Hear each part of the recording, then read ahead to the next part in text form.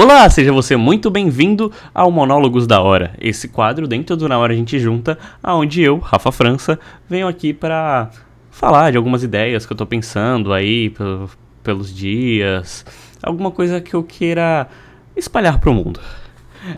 Primeiramente, eu peço desculpas se minha voz estiver meio estranha, porque eu acho que eu tô meio gripado, e principalmente se vocês estão assim, é porque eu tô meio gripado.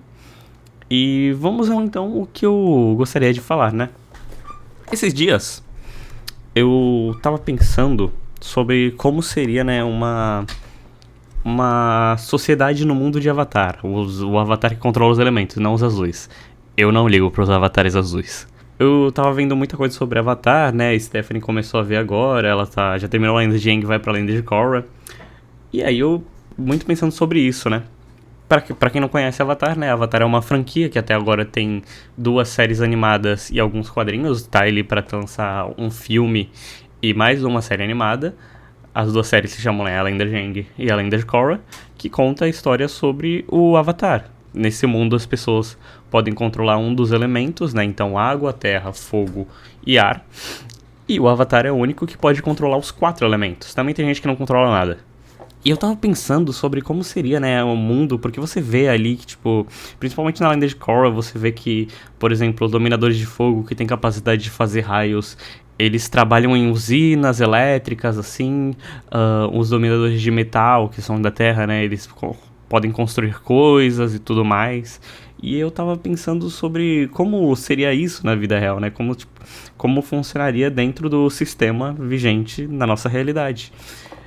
E E eu cheguei à conclusão de que todo mundo ia trabalhar precarizado. Foi essa a conclusão de que eu cheguei, assim. Provavelmente, dobradores de terra teriam que construir casas, né? Aqueles mais pobres. E provavelmente ganhariam até menos do que um pedreiro ganha hoje, porque ele teria mais fácil, né? A dominação. Então, é uma coisa que a gente até vê hoje em dia. Tipo, se a tecnologia evolui para que algo seja feito mais rápido, você não ganha o mesmo por isso. As pessoas não aceitam pagar o mesmo, sabe? Você pagaria, tipo, você ganha muito menos. Então, por exemplo, vamos supor que você demore 1 hora para fazer uma tarefa. Só que então você ganha um novo dispositivo, você consegue comprar e você consegue fazer aquilo em 10 minutos. Normalmente você não vai ganhar 6 vezes mais. Normalmente você ganha menos do que isso e se você trabalha numa empresa, você nem mal tem um aumento, o preço do produto fica mais barato, mas não tão mais barato assim para os clientes, e quem fica com esse lucro é o dono da empresa, que nem não faz nenhum trabalho, sabe? Quem realmente faz o trabalho não fica com esse lucro. E eu imaginei que fosse assim no mundo de Avatar, que se tivesse poderes na vida real, sabe? Você não ganharia pelo seu esforço direito. E se você fosse um não dominador, seria muito pior pra você, porque imagina, literalmente você não tem as habilidades de nascença que seriam necessárias para fazer diversos trabalhos. Ninguém ia fazer, né, uma casa tijolo por tijolo, iam chamar um dominador de terra para fazer isso. Ninguém ia fazer, sei lá, talvez hidrelétricas. Hidrelétricas talvez, mas provavelmente usariam dobradores de água para gerar ainda mais energia e dobradores de raio para gerar energia em usinas, assim.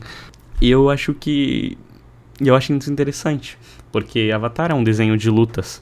Então, esses poderes, né, como a gente sempre vê, eles são usados, eles realmente só têm uma eficácia em lutas. E esse não é o poder que importa dentro do nosso mundo real. O poder que importa é o soft power, né? Então, é ali o poder de compra, o dinheiro, mas não só isso, mas o poder da influência, né? O como você influencia essas pessoas, como você pode moldar a sua imagem, mesmo que você não seja aquilo que a sua imagem diz. E a quem tem isso, a quem tá em cima, quem tá embaixo normalmente não tem esse poder e muito dificilmente vai conseguir chegar em cima justamente por não ter esse poder. E eu acho que uma série que fala disso, não tão bem assim, mas já fala um pouco disso, é The Boys. The Boys, pra quem não conhece, é uma série onde super-heróis existem e existe um grupo que é contra esses super-heróis, porque os super-heróis, eles acham que podem fazer tudo, né? Então, eles usam seus poderes em benefício próprio, assim. E a gente vai conhecendo mais sobre isso e a gente descobre, né, que, na verdade, o que dá esses poderes é um composto chamado composto V. Essas pessoas não nasceram com poderes de verdade, elas foram experimentos. E eu acho engraçado, se eu não me engano, na série não é mencionado isso, mas nos quadrinhos tem alguns experimentos que não dão certo, assim, diferente da série, nos quadrinhos os personagens principais, eles usam um composto V, né, desde o início da série de quadrinhos. Mas eu acho que um erro que The Boys pega é essa ideia de que existem empresas ruins, sabe? No sentido, então, a VOD, que é a empresa que governa esses super-heróis, ela não é tida como uma empresa normal, que visa lucro em cima de qualquer coisa. Ela é vista como uma empresa ruim. Ela visa lucro em cima de qualquer coisa porque ela é uma empresa ruim. O que dá a entender que existem empresas boas, que não põem o dinheiro em cima da dignidade humana mesmo, sabe? E The Boys é um pouco exagerado em várias coisas, assim. Ele pega muito pra... Ele choca muito pelo... a violência gratuita, o nudez. É uma série muito boa, mas ela não vai até a raiz do problema, sabe? Ela fica muito na superficialidade ali, de quais são os problemas do sistema em que a gente vive e tudo mais. E eu acho interessante isso, né? Justamente porque eles vendem os super-heróis como esses grandes salvadores e tudo mais, só que a gente vai vendo ali que cada herói, ele tem o seu lado meio, não mal, mas ele é egoísta. E é interessante justamente essa coisa da imagem. E aconteceu algo engraçado que um dia antes de eu começar a escrever esse roteiro, eu tava almoçando assim e vendo televisão, e aí começou a passar Sniper Americano. E eu achei engraçado, porque eu nunca tinha visto o inicinho de Sniper Americano. Eu já vi o filme, só que da vez que eu vi o filme, eu tinha pegado desde a parte que ele conhece a mulher dele ali no bar, e não tinha visto o inicinho, que são tipo uns 10 minutos antes dessa cena. Mas essa cena, ela tem algo interessante, né? Eu acabei vendo só essa cena, justamente. Tipo, eu vi, dessa vez que passou, eu vi só o que eu não tinha visto antes. Mas ela tem uma coisa interessante, que eu já tinha pensado sobre esse filme antes, que é justamente mostrar os Estados Unidos, né, e os seus soldados como os bastiões da justiça, e como se eles não fizessem nada de errado, sabe? Como se eles, mesmo que eles fazem de errado, eles estão certos, sabe? Então é um negócio meio que nós fazemos o certo, se tá errado é por um bom motivo, e se não tem um bom motivo, não foi a gente que fez. Uma coisa que acontece muito. E já no começo desse filme aparece a infância, né, do protagonista, né? Essa é uma história, se não me engano, é só uma história real, né? Mas é cinema, né? Então, tipo, nada é totalmente real, né? O irmão do protagonista, ele apanha na escola e ele bate no cara que tá batendo no irmão dele. E aí o pai dele vem com um papinho de que no mundo existem ovelhas, lobos e pastores. As ovelhas são quem apanha, né? Quem é essa pessoa bondosa, mas que não sabe lutar. Os lobos são quem se aproveita. E os pastores são aqueles que são fortes, mas que eles sabem que eles têm que fazer alguma coisa, eles têm esse senso de justiça. E é um negócio muito cristão também, né? Mas um negócio muito que representa o personagem, mas também representa a forma que os Estados Unidos se vê, né? Como esse grande pastor, entre aspas, e que se ele tem que fazer, é tipo como se ele tivesse que proteger o resto do mundo, ele está sempre certo, e se não está certo, não foi ele que fez, esse tipo de coisa. Mas a gente sabe que isso é uma desculpa para muitas coisas, assim. Então, um exemplo que eu até peguei aqui é justamente a guerra contra o México. A guerra contra o México foi algo que os Estados Unidos achou que tinha o direito de atacar outros povos para que o seu território fosse expandido. Ele achou que ele tinha esse direito divino, porque é o povo escolhido, ele se vê como o povo escolhido. Só que é interessante pensar nisso, porque se você pensa num povo escolhido, você pensa que existe um povo que não é escolhido, sabe? Se você pensa que os Estados Unidos, os moradores dos Estados Unidos, os americanos, os estadunidenses, eles são esse povo escolhido, então o resto do mundo não é. E isso lembra muito outra pessoa que também se achava que tinha um povo escolhido ali no meio do século, no começo do século passado na Alemanha. Então, você vê o quão horrível já é esse pensamento, sabe? E eu peguei justamente o exemplo da guerra contra o México, porque foi uma guerra que foi causada por um motivo nenhum, simplesmente porque os Estados Unidos achavam que tinha esse direito divino de se expandir. Engraçado que é o mesmo direito divino que países como a Inglaterra, por exemplo, achavam que tinham. E a Inglaterra teve diversas colônias no mundo inteiro. Era o reino que o sol nunca se punha, porque ele realmente tinha diversos países como colônia dentro de todos os continentes. E isso é uma coisa que acontece até hoje. Então, a guerra contra o México, que eu tava pegando aqui, pra você ter uma noção, essa guerra matou mais de 5.000 soldados mexicanos e quase 2.000 soldados americanos, e com 4.000 feridos do lado dos Estados Unidos. É uma guerra que garantiu aos Estados Unidos o estado do Texas, Califórnia, Nevada, Utah e Novo México, e alguma parte ali do Arizona, Colorado e Wyoming. Então, é uma coisa que a gente não ouve falar. Eu não sei nem se os americanos mesmo estudam sobre isso, que foi um grande conflito aqui dentro das Américas e, sabe, é como se fosse justificável o injustificável. E a gente vê que não é só apenas com força, né, que os Estados Unidos faz isso. Ele faz isso muito com essa ideia do sonho americano. Então tudo que eles fazem é justificável, porque tem essa ideia do sonho americano, que é um lugar especial e que só pessoas especiais habitam esse lugar, ou pessoas especiais deveriam habitar esse lugar, sabe? Esse tipo de ideia.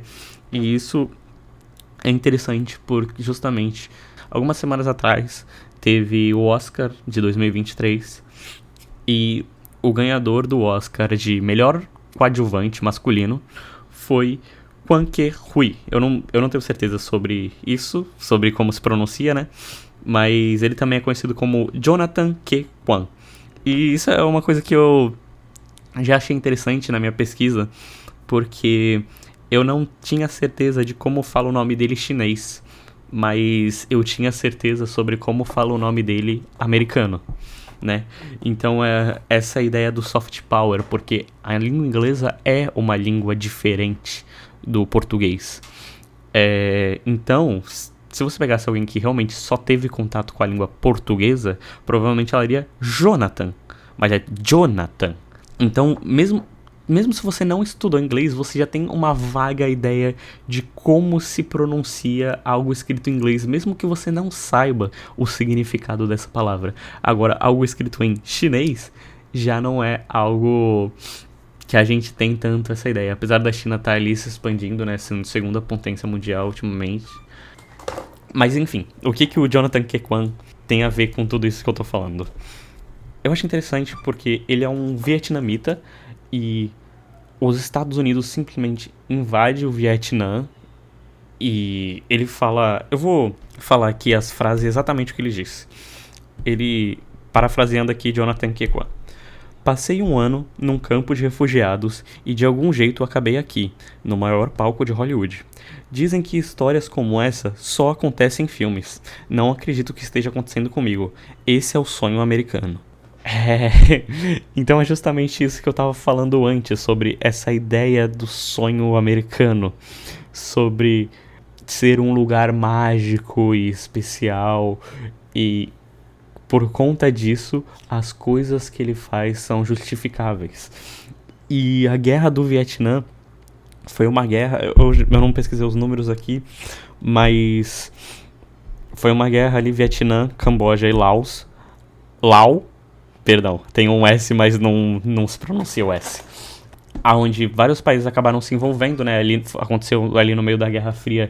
Então, tanto a União Soviética quanto os Estados Unidos acabaram se envolvendo para demonstrar poder, o que causou vários danos em todo o país, em todos esses 3 países. Existe um dado que diz que no Laos, os Estados Unidos jogou o equivalente a 3 bombas por pessoa. É tanta explosão que hoje o Laos tem a sua economia baseada em peças de bomba. Basicamente, eles pegam peças de bomba e reconstroem para fazer alguma coisa, e essa é a fonte da economia do Laos. Então, é interessante que alguém que tenha saído, né, do Vietnã, justamente por conta dessa guerra, diga isso, seja tão a favor dos Estados Unidos, tenha essa ideia, né, desse lugar maravilhoso, do sonho americano, e propague isso para as outras pessoas. Outra coisa que é importante dizer é que ele não era apenas ele é de origem chinesa, né, ele morava no Vietnã, mas ele tem de origem chinesa, mas ele não era apenas um chinês dentro do Vietnã. Ele era de uma família bem sucedida lá. E quando ele fugiu, os refugiados, ele literalmente não foi noticiado, sabe? A sua fuga e tudo mais. Ele não era um pobre no meio do Vietnã e essas coisas assim, que vem extremamente de baixo pra cima. E essa é uma coisa que a gente vê muito, né, se propagar, essa ideia de que pessoas geniais, pessoas especiais conseguem sair do nada e ficar extremamente milionárias, o que é, nossa, assim, pra você sair de baixo e você ficar milionário, você tem que ser ou jogador de futebol ou dar muito certo no YouTube por muita sorte, sabe? Esse tipo de coisa. Na verdade, já não nas redes sociais ultimamente, porque sei lá, a maioria das pessoas que fazem sucesso nas redes sociais já fazem conteúdo desde 2010, por exemplo, e ficou ali. E parece que ultimamente já não é uma boa ideia você começar agora, né? Porque a maioria, você vai ser só mais um no meio de um mar enorme de conteúdos. O que é muito bom eu fazendo um podcast falando sobre isso, sobre como eu sou apenas um grãozinho ali no meio de um mar de areia. Existem alguns exemplos aqui, que eu tava falando sobre pessoas especiais, que eu acho que o mais famoso, né, que é o próprio Elon Musk. Eu acho que todo mundo já conhece a história dele, porque todo mundo tem essa história de que ele é um gênio da ciência e tudo mais, que ele ficou rico por conta que ele era muito inteligente. Mas na verdade não, o pai dele já era dono de minas dentro da África, sabe? Ele nasceu na África do Sul, onde o pai dele tinha minas de esmeralda, se eu não me engano. E todas as empresas deles, não foi ele que fundou, elas já existiam antes dele. Ele apenas as comprou e deu continuidade, né? E essa é uma outra coisa, porque a gente fica muito cultuando uma pessoa. Então, quando uma empresa dá certo, é muito a ideia de que o dono deu certo, sabe? Foi o dono que fez dar certo. E, na verdade, o Elon Musk tem tanto dinheiro que ele pode pagar pessoas para tomarem decisões por ele, sabe? Então, um carro que se dirige sozinho, é impossível dizer se essa foi realmente uma ideia dele ou se foi alguém que veio com essa ideia pra ele. E mesmo que tenha sido uma ideia dele, existe uma grande diferença entre você ter essa ideia sem nada e você ter essa ideia tendo milhões e milhões de dólares, sabe? É completamente outro mundo. Um outro exemplo desses é justamente o Bill Gates.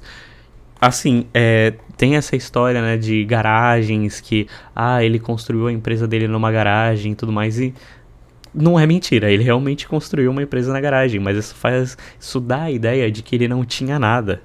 O Bill Gates, quando era criança, ele estudou numa escola chamada Lakeside School, que em 2022 foi avaliado com valor anual de $38 mil. Você precisa, no ano passado, para você colocar o seu filho nessa escola, você teria que pagar durante o ano inteiro $38 mil. Isso é mais de $3 mil por mês. É só uma ideia, assim, para vocês terem, sabe? E depois disso ele estudou em Harvard. Gente, Harvard é uma das universidades mais caras do mundo, assim.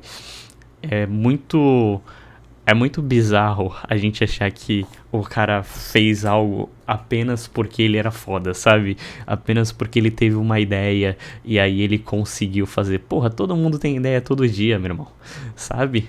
E não só isso, aqui ó, mais um exemplo dele, durante o começo ali, que ele fez os computadores e tudo mais, ele comprou um programa da Intel de US$ 50 mil, US$ 50 mil durante os anos 70, se eu não me engano, final dos anos 70 e começo dos anos 80, por aí. Cara, US$ 50 mil no final dos anos 70 não é a mesma coisa que US$ 50 mil hoje, sabe? Ele conseguiu comprar isso porque ele tinha dinheiro pra isso, ele tinha um investimento pra isso. É completamente diferente de você achar que uma pessoa vai ter uma ideia, vai conseguir do nada, vai tirar do cu dela uma ideia, vai conseguir com os equipamentos e vai fazer milhares de dólares, sabe? Não que isso seja impossível, mas é completamente improvável. Outro exemplo aqui, para pegar um exemplo brasileiro, é justamente o Silvio Santos. O Silvio Santos, ele tem toda essa história de que ele tinha um camelô, e assim, ele tinha, é verdade isso, ele vendeu coisas no camelô, mas é completamente diferente você ter um camelô pra viver e você ter um camelô para você ter o seu próprio dinheiro, o que é principalmente sendo um adolescente, sabe? Se os seus pais conseguem te sustentar e você tem uma lojinha para você, é completamente diferente. E tem vários exemplos, assim, o Silvio Santos é um dos... Ele, apesar do nome dele, né, que ele usou Santos para ser mais popular, né, no Brasil, o que é uma das maneiras do soft power, né, o verdadeiro sobrenome dele é Abravanel. Abravanel é uma das famílias mais importantes do judaísmo. Ele literalmente são judeus que importantíssimos, e o pai dele veio pro Brasil e ele nasceu no Brasil, mas isso não faz com que a família dele não seja importante, sabe? Fora do mundo. E existem vários exemplos que eu poderia pegar aqui, mas enfim, é só dar um pouco dos exemplos aqui do mito da garagem, né? Essa história de que começou do nada. E aí existem vários exemplos, assim, de grandes bilionários que, ele trabalhou no McDonald's. E não é que seja mentira, sabe? Mas passa uma ideia de que essa pessoa, ela fez dinheiro a partir do trabalho dela do McDonald's. E se você já trabalhou um dia, assim, você sabe que é praticamente impossível você sobreviver num trabalho precarizado e ainda sobrar dinheiro para você investir, sobrar dinheiro e tempo ainda para você investir em algo que te dê lucro a longo tempo, a médio e a longo tempo. E isso faz você se perguntar por que o mito da garagem ele é tão usado, né? É apenas para que essas pessoas tenham o ego delas massageados? E na verdade não, a verdade é que isso é muito importante para que você trabalhe mais. Acho que 2 podcasts atrás a gente falou com o meu próprio pai que tá nos Estados Unidos e ele tá trabalhando. Ele falou lá que que nos Estados Unidos você trabalha por hora e tudo mais, você ganha, né, a diária das horas que você trabalhou. Então eu acho que até um exemplo melhor dessa ideia de trabalhe mais. Mas no Brasil não é muito diferente, sabe? Mesmo a gente tendo essa ideia de um horário fixo, assim, você sabe que se você sai no horário, você não é tão bem visto. Tem toda essa ideia de que você tem que trabalhar mais para aparecer, porque assim você vai ser valorizado, e muitas vezes não é. Existem lugares que realmente valorizam, mas nem todos. E sabe, você consegue ver nas suas contas do mês que você não ganha o suficiente nem pelo que você trabalha, nem pra sobreviver, sabe? E é essa ideia de trabalhe mais, porque assim eles ficam mais ricos, né? Trabalhem enquanto eles descansam, porque eles podem descansar porque eles têm dinheiro pra isso. Você não tem dinheiro, então você trabalha pra poder sobreviver, pra um dia conseguir descansar. E não é garantia de que um dia você vai conseguir descansar. Essa ideia de ficar sempre trabalhando, ela acaba me lembrando muito o Seu Madruga. Isso pode parecer muito aleatório, mas é muito importante falar sobre isso. Eu expliquei aqui o que é Avatar e o que é The Boys, e eu vou explicar aqui o que é Chaves. Você não precisa que eu explique o que é Chaves. Você conhece Chaves, mas talvez você nunca tenha parado para pensar sobre Chaves. Chaves é a história de um garoto de 8 anos que não tem um lar, não tem mãe, não tem pai, não tem o que comer, e o único sonho dele é comer um pão com um presunto. Esse é o único sonho dele. Além disso, existem vários outros personagens muito interessantes. Eu vou falar do Seu Madruga por último. A Bruxa do 71 é uma senhora idosa que provavelmente vive, né, de aposentadoria, e ela vive ali naquela vila. É importante definir o que é essa vila. Essa vila é basicamente uma comunidade. É muito comum essas vilas no México, onde é basicamente lugares onde pessoas de baixa renda podem viver, sabe? Existem exemplos aqui no Brasil, né? Mas esse conceito de vila mesmo é muito mais comum ali no México. Então, você já vê que a aposentadoria da Bruxa do 71, né? Não dá pra ela morar num lugar mais decente, digamos assim, né? Melhor. Ela mora ali naquela vila para pessoas de baixa renda. Outra personagem muito interessante é justamente a Dona Florinda. A Dona Florinda é uma viúva de um militar, se não me engano, um marinheiro, que é mãe solteira. A Dona Florinda, ela tá sempre chamando os outros moradores daquela vila de gentalha.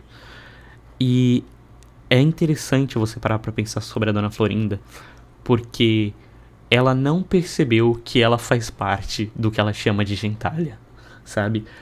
Ali no começo, ela não dá a ideia de que ela não trabalha, ela é só uma mãe, uma dona de casa, o que já é trabalho. Ela já faz o esforço de ter que cuidar da casa, ter que cuidar de um filho sozinha, mas depois de um tempo ela abre um restaurante. Tem alguns episódios que mostram o restaurante dela, né? Não só os serviços que o falecido marido dela, fez, não são suficientes para cuidar da casa que ela tem e do filho que ela tem. E provavelmente esse marido deve ter morrido em batalha, sabe? Servindo o seu país. Então é mais um exemplo de como é uma pobreza generalizada ali. E nisso, tanto que é até interessante ver com quem que ela se relaciona, né? O namorado dela é justamente o professor ali daquela cidade. Nunca é mostrado onde ele mora, a gente nunca sabe se ele tá bem, mas ele tá sempre muito bem vestido. Então já passa essa ideia de que ele tem mais dinheiro do que o pessoal que mora na vila. E mesmo se ele não tiver isso, ele exerce um cargo que, apesar de não ser valorizado, não ser valorizado monetariamente, é valorizado pela população. Todo mundo sabe o quanto a educação é necessária. Quando alguém fala que quer ser professor ou é professor, normalmente a gente tende a ter respeito por aquela pessoa, porque ela tá lutando para que os outros tenham uma educação que provavelmente ela mesma não teve. E fazendo isso, ganhando um salário muito baixo. E por último não, né? Mas o Senhor Madruga ali, que mora na vila, e que é um homem que tá desempregado, que é pobre, é visto assim pelas roupas que ele usa, pela casa que ele tem, a próprio fato da casa estar dentro da vila, né?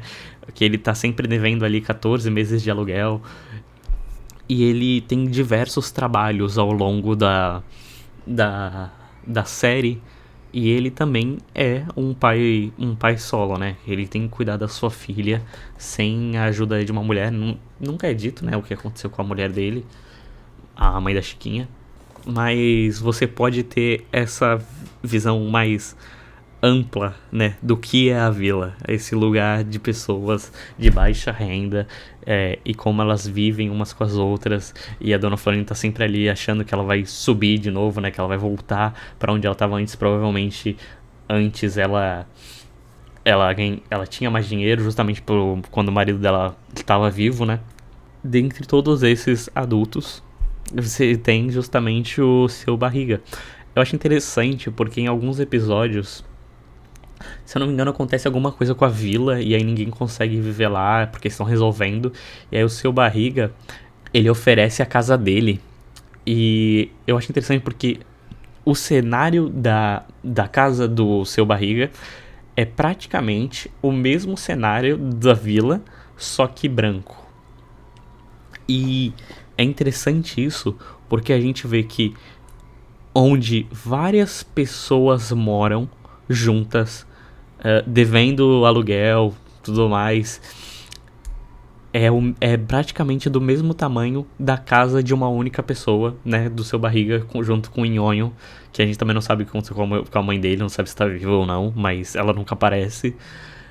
E aí você tem uma noção, né, da diferença dessa divisão de classes do seu barriga para os outros, e você percebe o quanto que a Dona Florinda, ela acha que ela tá mais perto do seu barriga, mas na verdade ela tá mais perto do seu Madruga.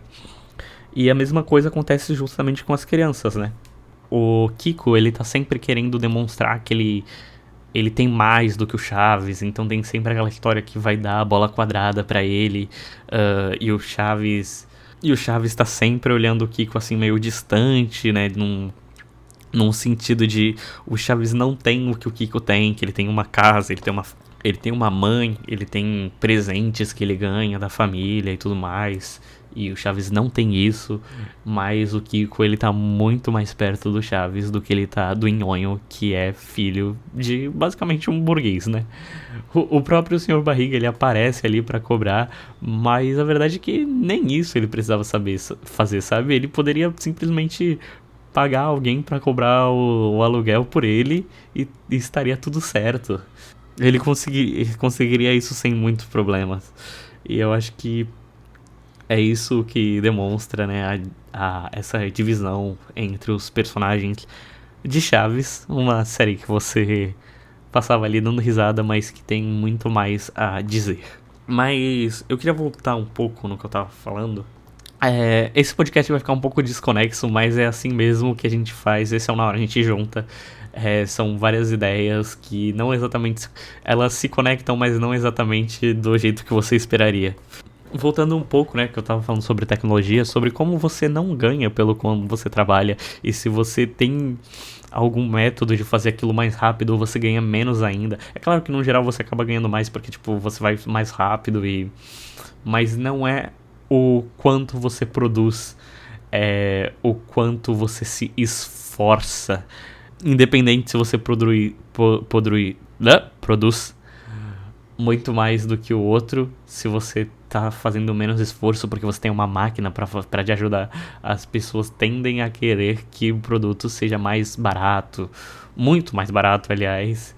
E na verdade não é nem o quanto você se esforça, sabe? A gente aprende na escola, eu fiz técnico de logística, né? Então aprende isso também no técnico de logística, mas eu lembro de aprender isso no fundamental, sobre que existem basicamente dois jeitos, né, de você botar preço em alguma coisa. Um é o quanto você gastou, né? Então, tipo, a matéria-prima, então vai custar X, aí vai transporte, vai até uma fábrica, então a fábrica ela já tá gastando 2x, então pra que tenha lucro, ela vai ter que colocar 3x no preço e tudo mais. E a outra maneira é oferta e demanda. E, assim, no geral, tudo é oferta e demanda. Assim, pegando coisa no geral das coisas, tudo é oferta e demanda. Só precisa que pague o preço do produto, sabe? Só que se um produto custa, vou dar um exemplo aqui, R$500 para ser produzido, mas a oferta é pequena, eles podem te cobrar 5.000 e é isso. E eu acho incrível como as pessoas ainda defendem esse tipo de coisa, sabe? Pagar um produto que tem a mesma qualidade que outro, ou que não deveria ser tão caro assim, e as pessoas defendem isso. Eu acho que o pior argumento que eu já ouvi de várias pessoas, inclusive amigos meus, é quando eu falo que tal coisa tá cara, não sei o que. Eu lembro que uma vez eu vi um churros por R$8 o churros. Puta churros caro, tá ligado? R$8 um churros. E aí um amigo meu falou assim, não, mas se você tem dinheiro, não é caro pra você. Se você ganha o suficiente. É uma resposta que não faz muito sentido, porque é óbvio, se você ganha R$ 1 bilhão por mês, nada é caro pra você, sabe? É meio idiota isso, tipo, como se o preço fosse de pessoa pra pessoa. E não, o preço é do produto. O produto estava caro, realmente. E aí, por exemplo, se você ganha menos de um salário mínimo, o que acontece com a maioria das pessoas no Brasil, tudo é caro pra você, então. Sabe, não tem produto barato o suficiente pra que você compre. E você vive nessa situação de subvida mesmo, de sobrevivência e não de vivência. Mas o que eu tava falando sobre tecnologia, eu já me desvirtuei aqui do que eu ia falar sobre tecnologia. É uma coisa que talvez eu devesse fazer um podcast só pra isso, mas eu acho que não daria um podcast inteiro. Sobre como as empresas elas usam algumas causas pra ter lucro próprio. E aí, um tempo atrás eu estava vendo algumas coisas e eu lembro de mencionarem que hoje em dia é muito mais provável que uma menina leia livros com frequência do que um garoto leia livros com frequência. E aí eu tava pensando sobre isso, eu já pensei sobre isso várias vezes. E é uma coisa do que a tecnologia, né, nos trouxe. Que a tecnologia, eu tô falando sobre tecnologia como se fosse algo ruim, mas não, gente. Tecnologia neutra depende de como a pessoa usa. E o nosso sistema usa de um jeito que não é legal, sabe? A tecnologia deveria ser usada pra fazer com que a gente ganhasse mais com menos esforço, e não, faz com que a gente ganhe menos com mais esforço.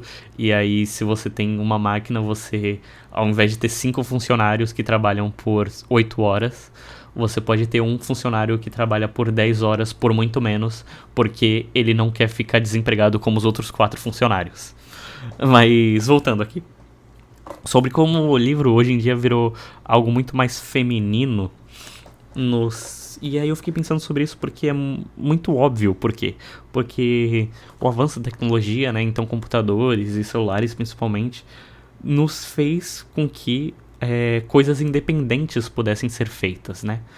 E se a gente pegar, assim, produções, é óbvio que livro foi a mais afetada.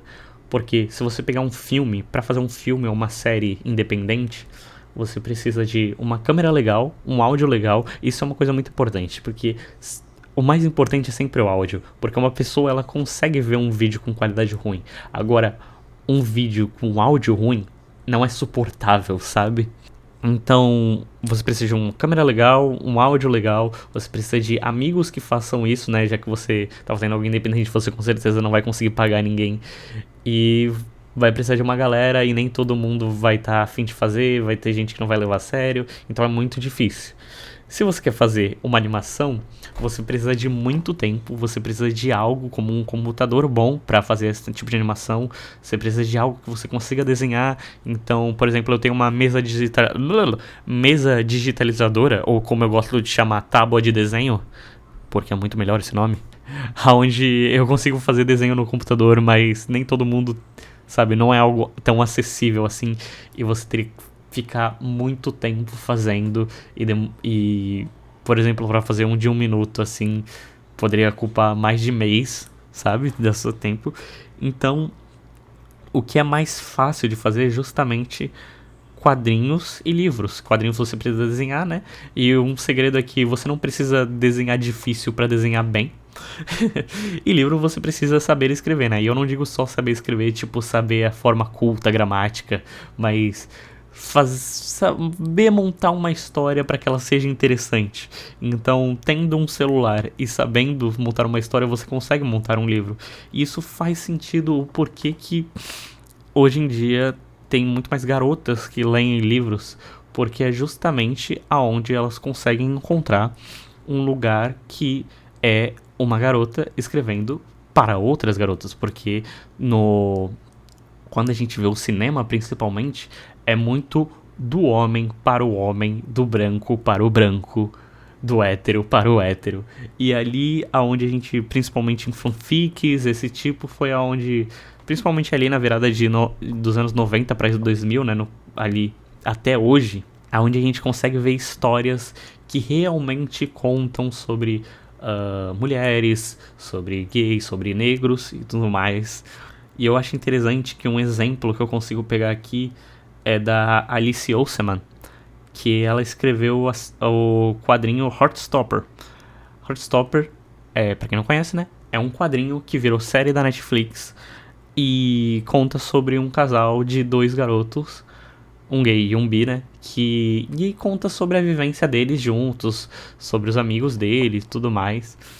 E eu acho interessante isso, porque, como eu disse antes, sobre os livros, né? Sobre aonde realmente falam, e aí agora eu tô falando que esse livro virá uma série, então nunca parte do grande produtor. O produtor, ele só pega aquilo que ele vai ter certeza que vai dar lucro.